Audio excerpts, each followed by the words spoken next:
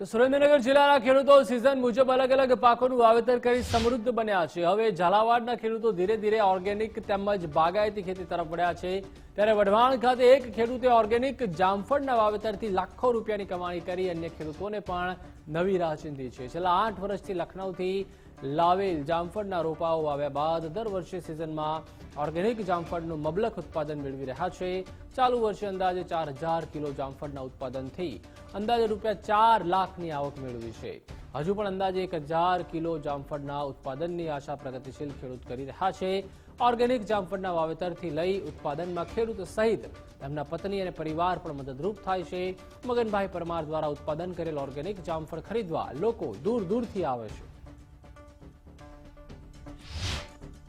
મેં અત્યારે જામફળ 4 વીઘામાં લગાડ્યા છે અને લગાવવા માટે જો રોપા હું લાવ્યો હતો એ લખનૌથી લાવ્યો હતો।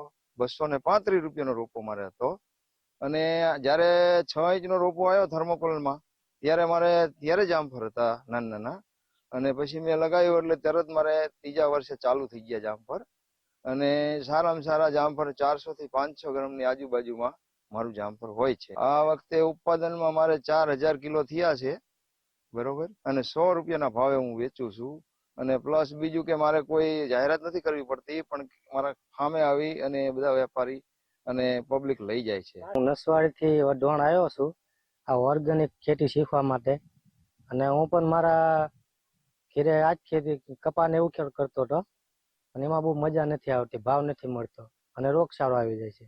એટલે અહીં વઢવાણ મગનભાઈ પરમારના ફામે આવ્યો હું શીખવા માટે અને મારા ઘરે પણ આ જ કરવાનો મારો વિચાર છે।